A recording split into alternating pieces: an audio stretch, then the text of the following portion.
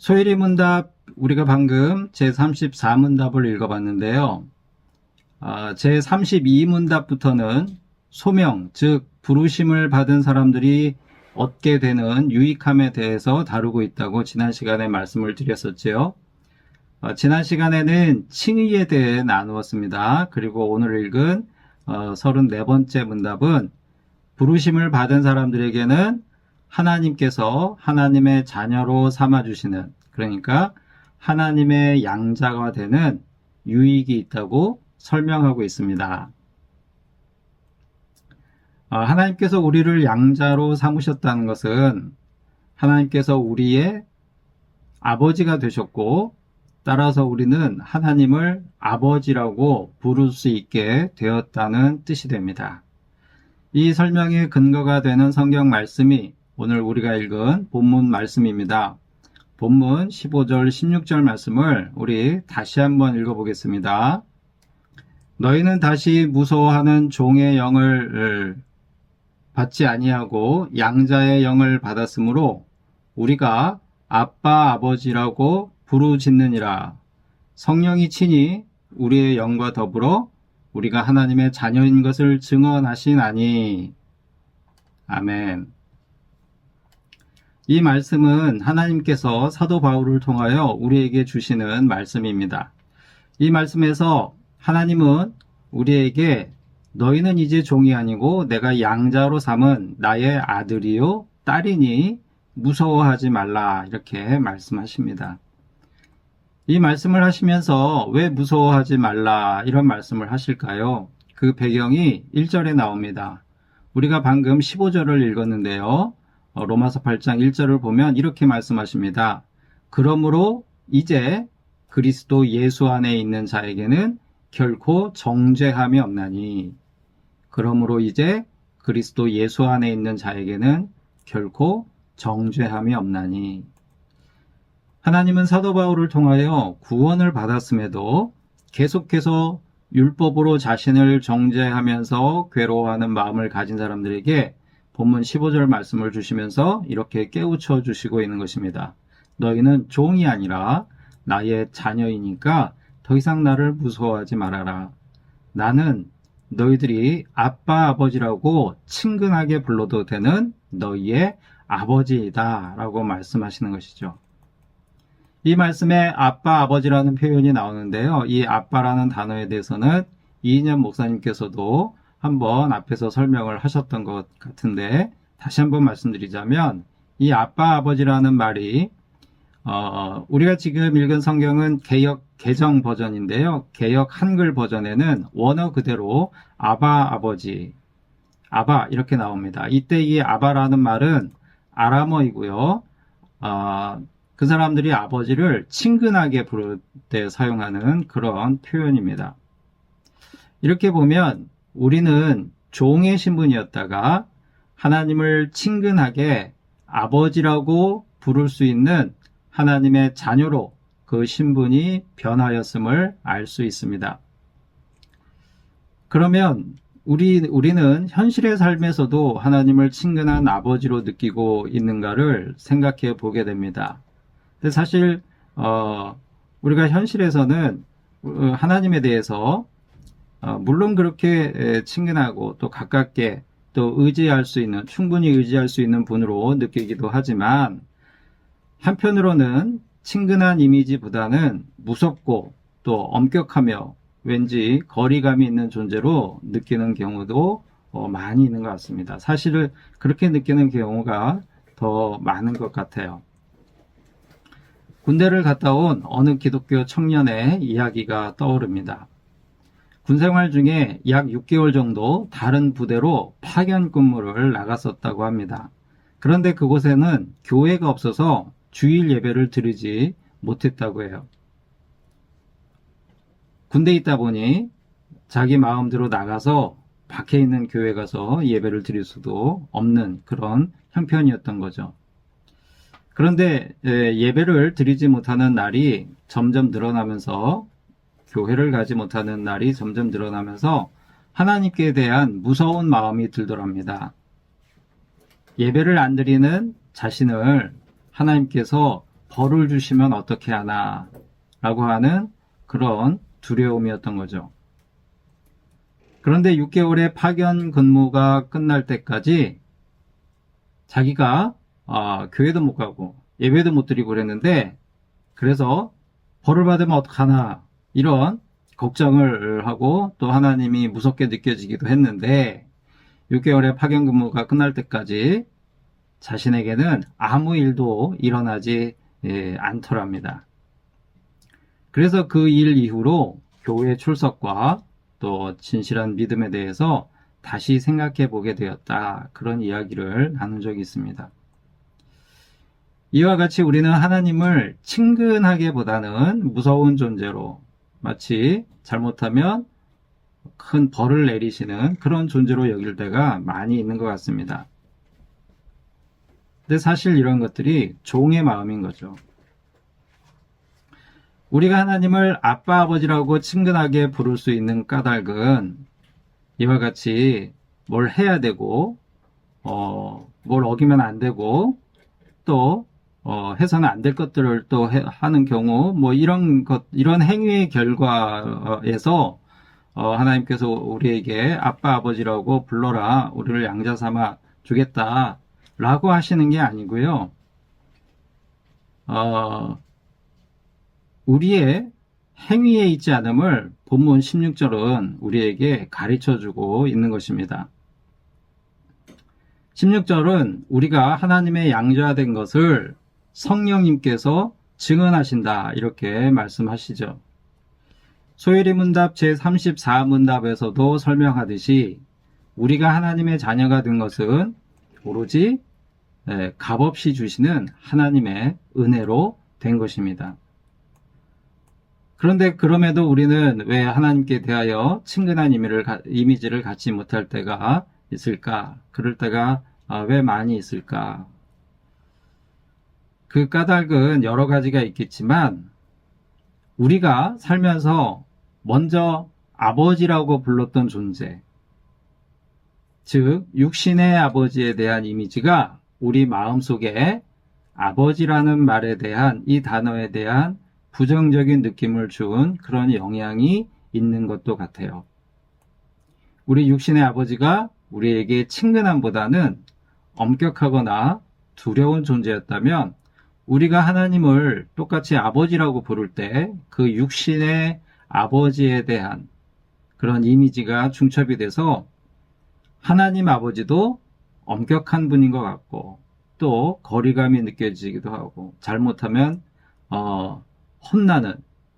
혼을 내시는 그런 존재, 육신의 아버지와 같이 그런 존재로 다가오게 되는 것이죠.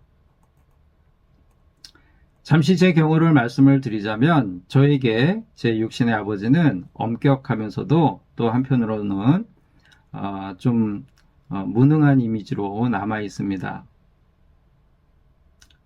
비록 지금은 소천하셔서 저희 아버지는 2017년도에 돌아가셨는데 비록 지금 이 땅에 계시지 않지만 이런 표현이 죄송스럽네요. 하지만 솔직히 말씀드리자면 그런 아버지로 남아 있습니다. 한국 사회에서 대부분의 아버지가 그렇듯이 저의 아버지도 엄격했고, 뭔가 인정을 해주기보다는 늘 무언가를 더 요구하는 그런 존재였습니다.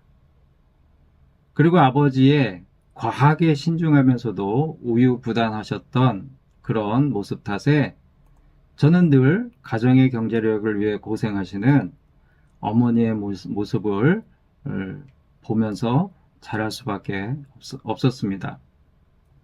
그래서 경제적으로도 아버지보다는 어머니를 더 많이 의지할 수밖에 없었죠.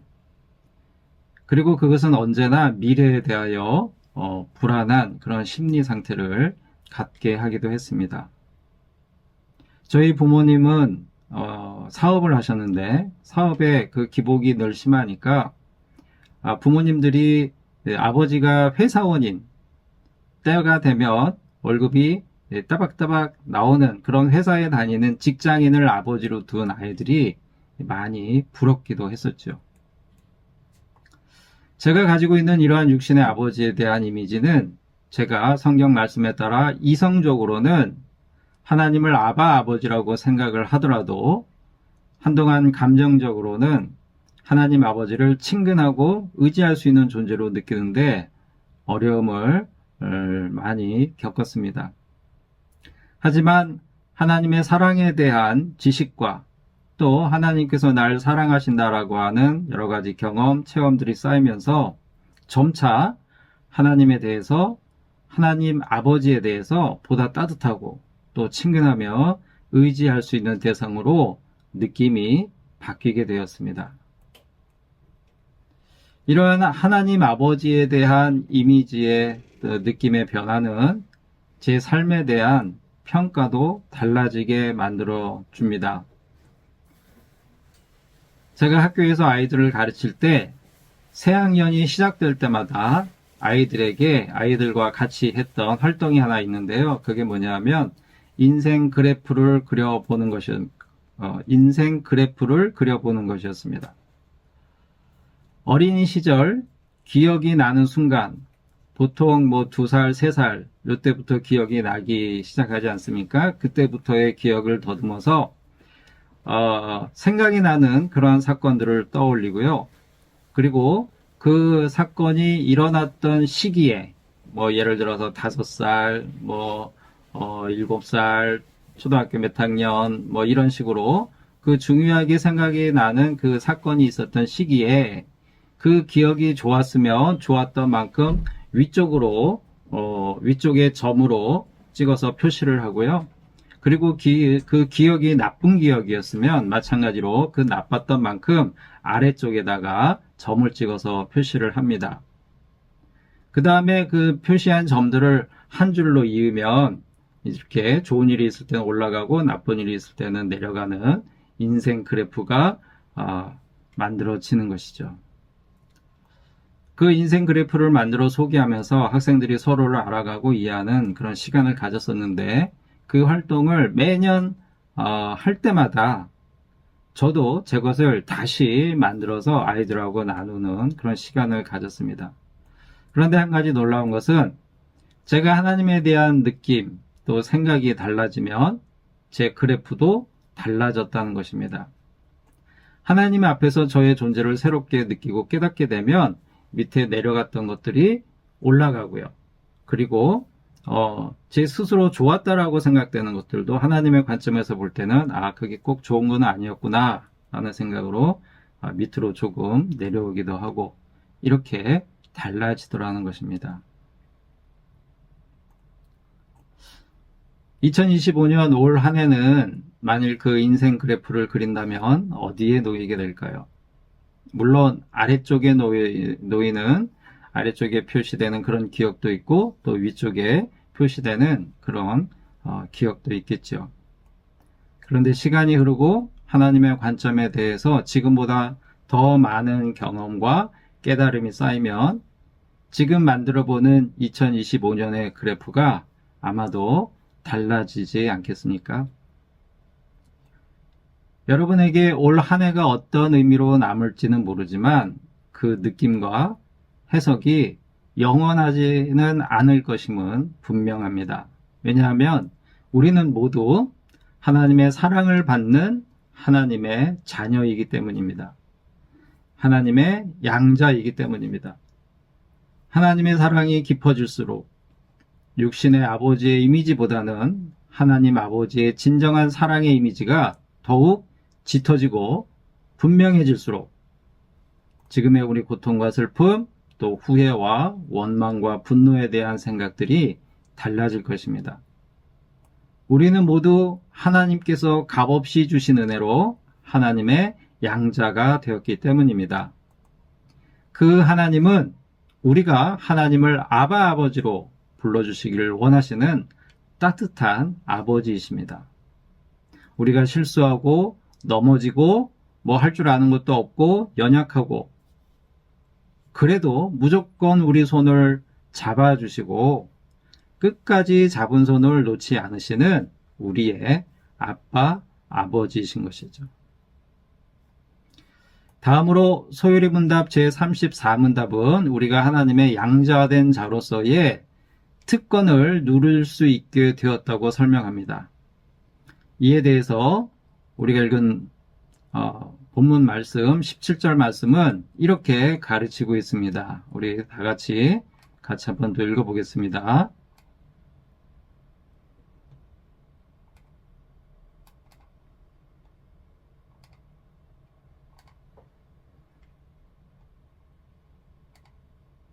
네, 우리 같이 또 읽어보겠습니다. 자녀이면 또한 상속자, 곧 하나님의 상속자요. 그리스도와 함께한 상속자니 우리가 그와 함께 영광을 받기 위하여 고난도 함께 받아야 할 것이니라. 아멘.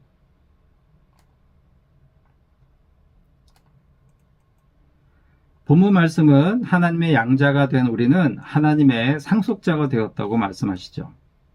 그런데 우리가 받을 상속은 그리스도와 함께 받는 것이라고 합니다. 그래서 거기에는 영광도 있고 고난도 있다. 이렇게 말씀하고 있죠. 그럼 먼저 우리가 하나님의 양자가 됨으로써 그리스도와 함께 받을 영광은 무엇일까요? 요한복음 1장 12절에서 13절 말씀에 이런 말씀이 나옵니다. 우리가 잘 아는 말씀인데요. 영접하는 자, 곧 그 이름을 믿는 자들에게는 하나님의 자녀가 되는 권세를 주셨으니 이는 혈통으로나 육정으로나 사람의 뜻으로 나지 아니하고 오직 하나님께로부터 난 자들이니라. 말씀에서 영접하는 자 곧 그 이름을 믿는 자들에게는 하나님의 자녀가 되는 권세를 주셨다 이렇게 나오죠. 그리고 이어서 하시는 말씀에서 이 자녀들에 대해서 설명하시는데 뭐라고 하냐면 오직 하나님께로부터 난 자들이다. 오직 하나님께로부터 난 자들 이렇게 표현하고 있습니다. 낳았다는 거예요. 하나님이 낳으신 자들이다. 양자로 삼으신 자들은 곧 하나님께서 낳으신 자들이라는 그런 말씀인 거죠. 여기서 말씀하시는 권세는 사람들이 흔히 생각하는 그런 권세와는 차원이 다른 권세입니다. 권세라고 하면 보통의 사람들이 부러워하고 또 갖고 싶어하는 세상의 부와 명예 또 권력 여러 가지 세상의 좋은 것들 누릴 수 있는 것들 그런 것들을 생각할 수 있겠으나 하나님께서 말씀하시는 하나님의 자녀가 되는 권세 그리스도의 영광을 함께 누리는 하나님의 상속은 그런 것과는 전혀 다른 것입니다. 이 권세, 이 상속, 이 영광은 간단히 표현하자면 만들어진 존재에서 나은 존재로의 변화입니다. 만들어진 존재에서 나은 존재로의 변화. 세상 모든 만물은 하나님께서 만드신 결과물입니다. 여러분과 저와 같은 우리 인간도 하나님께서 창조하신, 그러니까 만드신 존재인 거죠. 하나님으로부터 만들어진 그런 존재입니다. 그래서 세상 모든 만물과 인간은 하나님의 뭐라고 그러죠? 피조물이다 이렇게 표현하죠. 그런데 그 피조물 중에 특별히 부르시고 그리고 의롭게 하셔서 하나님의 양자로 삼으신 존재들이 있습니다. 바로 믿는 우리들이죠. 양자를 삼으셨다는 것은 만들어진 존재를 나은 존재로 변화시켜 주셨다는 그런 의미라는 말씀입니다. 그러면 도대체 나았다는 것이 뜻하는 게 뭐길래 이걸 권세라고 얘기하는가, 이걸 특권이라고 얘기하는가, 이걸 상속이라고 얘기하는가. 나음을 입은 존재와 만들어진 존재의 가장 큰 차이점을 생각하면 좀 이해하기가 쉬울 것 같습니다. 나음을 입은 존재는 부모의 DNA를 갖고 태어나죠. 이 세상의 원리를 보면 자식들은 부모의 DNA를 갖고 태어납니다. 즉 부모와 같은 존재가 되는 것이죠. 부모와 같은 존재로 태어나서 부모와 같은 존재의 삶을 살아갑니다.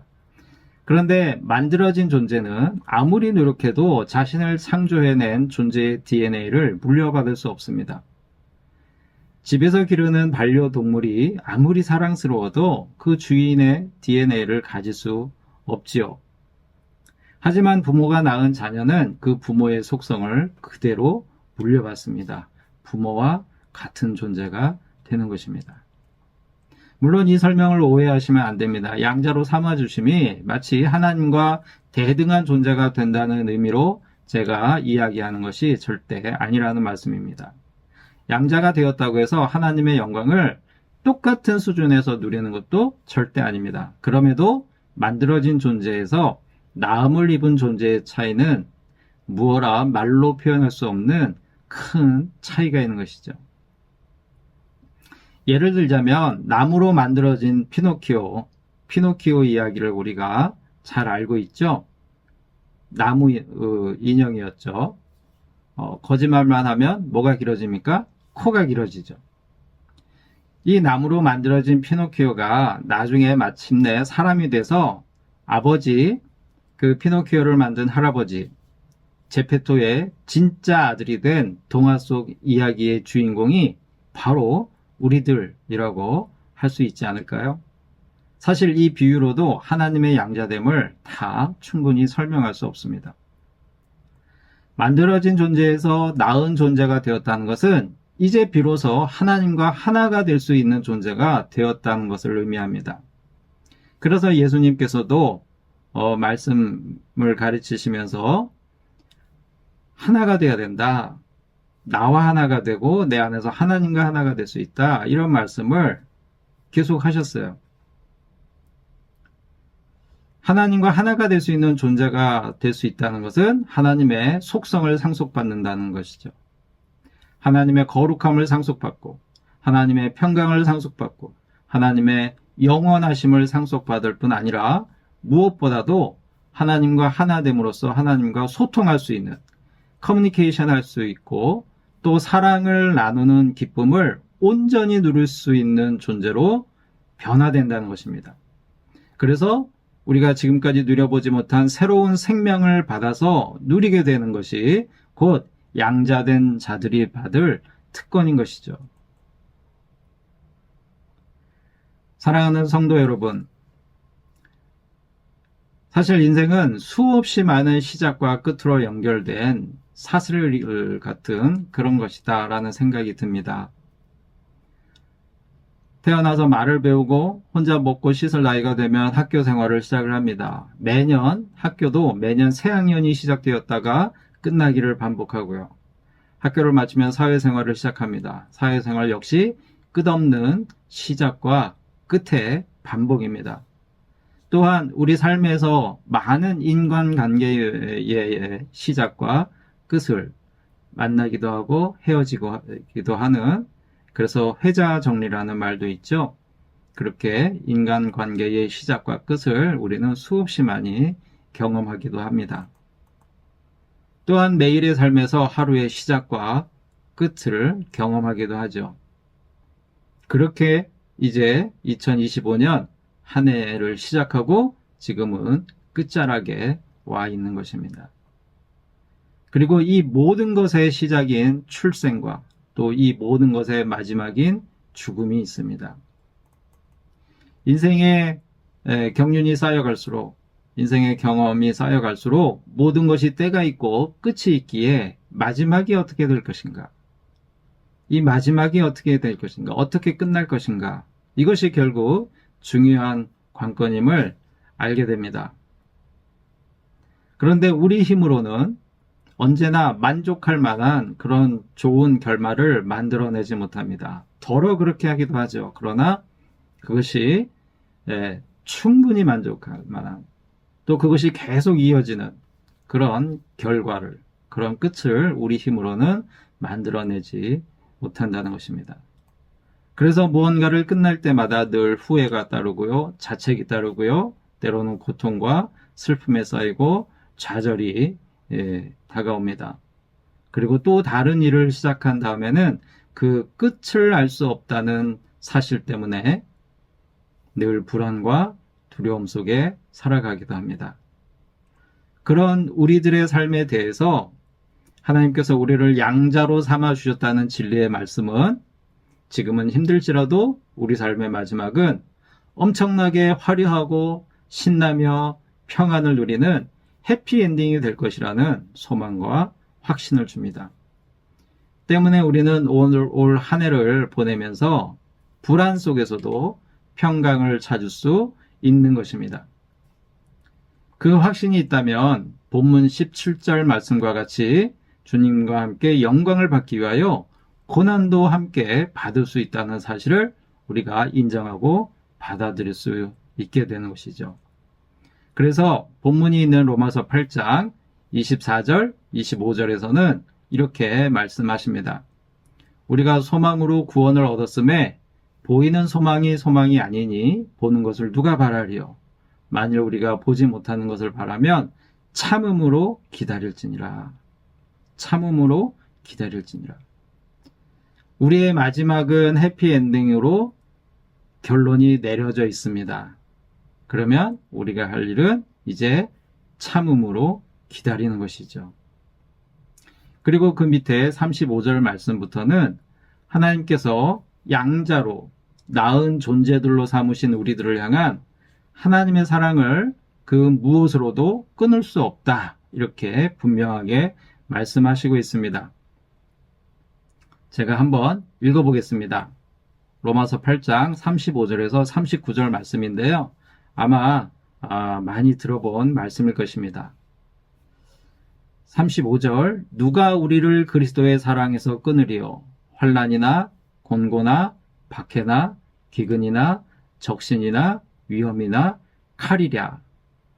기록된 바 우리가 종일 주를 위하여 죽임을 당하게 되며 도살 당할 양같이 여김을 받았나이다 함과 같으니라. 그러나 이 모든 일에 우리를 사랑하시는 이로 말미암아 우리가 넉넉히 이기느니라.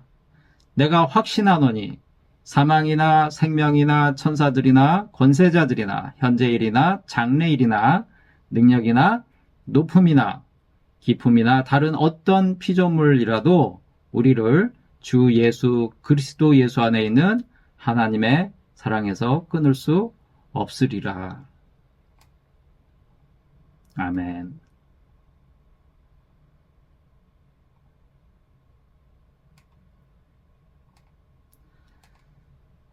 사랑하는 좋은 친구 교회 성도 여러분, 그리고 또 인터넷을 통해서 우리 예배에 함께 하시는 성도 여러분, 저와 여러분은 하나님의 값없이 주시는 은혜로 하나님의 양자가 되어 하나님을 아빠 아버지라고 부를 수 있는 존재들입니다. 그래서 주님과 더불어 하나님의 상속이 보장된 그런 존재들입니다. 그러므로 하나님 나라에 들어가서 하나님과 하나됨을 누리며 사는 것이 우리 인생의 마지막이 될 것입니다. 하지만 우리는 아직 이 땅의 삶이 끝나지 않았기에 더러는 환난을 당하고요, 공고함에 처하고 핍박과 배고픔과 헐벗음과 위협의 고난을 당할 수도 있습니다. 하지만 반드시 잊지 말아야 할 것은 사망이나 생명이나 천사들이나 우리가 두려워하는 이 땅의 권세자들이나 현재 당하고 있는 불행이나 미래의 불확실성이나 어떤 힘과 높음과 기쁨도 우리를 우리의 아빠 아버지 되신 하나님의 사랑에서 끊을 수 없다는 사실입니다. 그렇게 우리의 마지막은 해피엔딩이 될 것이며 우리 인생 그래프의 마지막은 끝도 없이 위로 올라가게 될 것입니다. 올 한 해를 마무리하면서 어쩌면 슬퍼하고 우울해하고 있을 우리들에게 우리의 아빠 아버지는 이렇게 말씀하실 것입니다. 올 한 해 정말 힘들었지? 실패했다는 생각이 드니 그래도 괜찮아. 너의 마지막은 내가 책임질 테니까. 너는 아무것도 안 해도, 내가 아무것도 아니어도 문제가 되지 않아. 넌 이미 내 아들이고 내 딸이 되었기 때문이야. 너는 지금과 다른 존재로 살아가게 될 거야.